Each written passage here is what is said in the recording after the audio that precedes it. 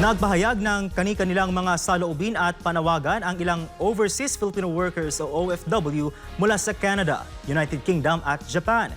Higil sa mga isyong nais nilang matalakay ni Pangulong Ferdinand Marcos Jr. sa kanyang ika-4 na State of the Nation Address o SONA ngayong araw ng Lunes. Si Cherry Light magbabalita live. Cherry, magandang hapon. Magandang hapon, Chris, na nakaantabay na rin ang ating mga kababayan sa iba't ibang panig ng mundo sa darating na ulat ng Pangulo sa Bayan.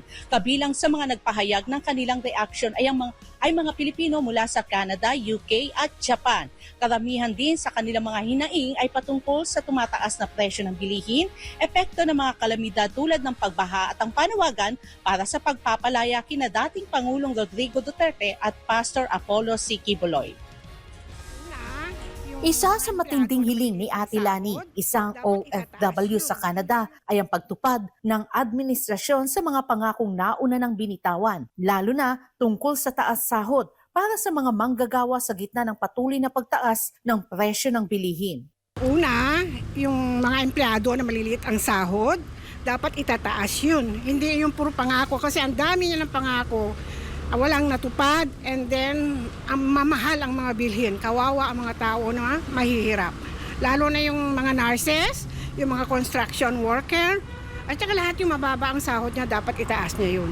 Dahil sa patuloy na pagtaas ng presyo sa Pilipinas, ramdam din ng kanyang mga kaanak sa bansa ang bigat ng gastusin. Kaya't aminado si Ate Lani na wala siyang nagustuhan sa pamumuno ng kasalukuyang administrasyon.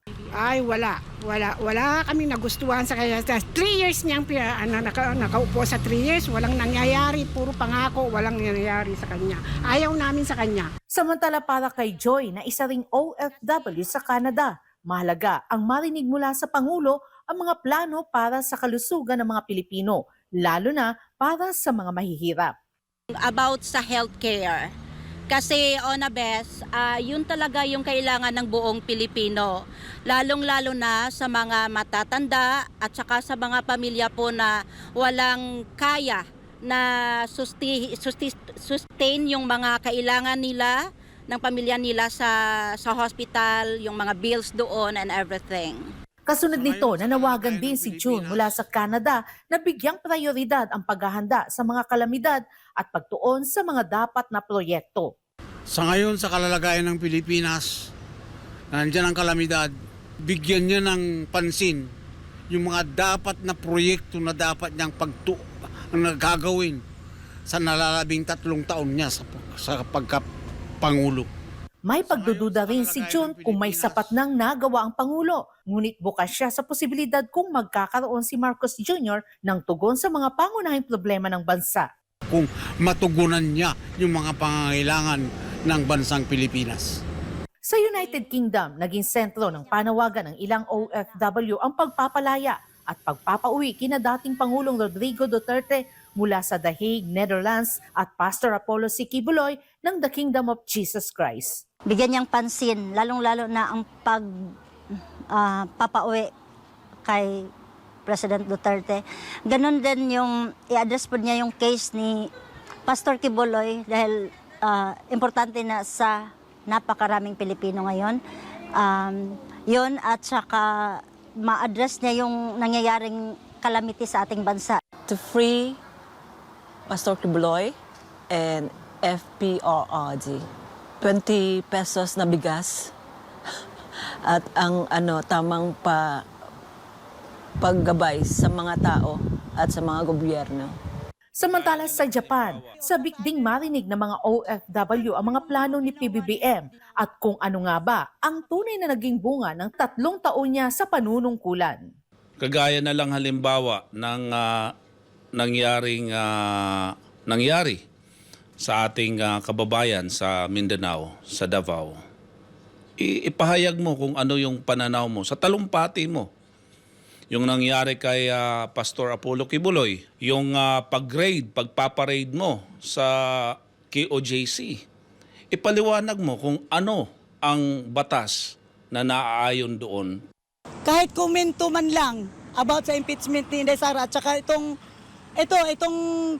ngayon na puro bagyo nangyari sa bansa natin. sana man lang makwento niya kung paano nangyari o nasaan niya yung mga pinangako niyang about sa baha. Marinig mismo sa kanya yung pakikipagkasundo niya kay Trump doon about sa 13% tariff sa Pilipinas at 0% tariff sa mga produkto ng US na papasok dito sa bansa natin. Kasi kung totoong may concern siya sa mamamayang Pilipino, number one, dapat ang inaangat niya is yung produkto ng Pilipinas. Kasi doon nanggagaling ang kabuhayan ng ating mamamayan, lalo na naman mahihirap nating hikaw sa buhay. Bigyan niya ng focus yung Pilipinas, kung ano yung mga ginawa ni Presidente Duterte, sana ipagpatuloy niya. Kahit man lang may natitira pa siyang 3 taon na pamamalagi niya bilang presidente. Kasi, tulad nga na sinabi ko, wala akong nararamdaman sa 3 taong pag-upo niya. Samantala, Prince, bagamat may mga negatibong reaksyon, umaasa pa rin ang ating mga kababayan na sa nalalabing 3 taon ng kanyang panunungkulan ay mabibigyang solusyon pa rin ni Pangulong Marcos Jr. ang matagal ng tugon sa mga problemang hinahaharap ng Pilipinas. Para sa Diyos at sa Pilipinas kung mahal, balik sa iyo, Prince. Maraming salamat, Cherry Light, sa inyong live report.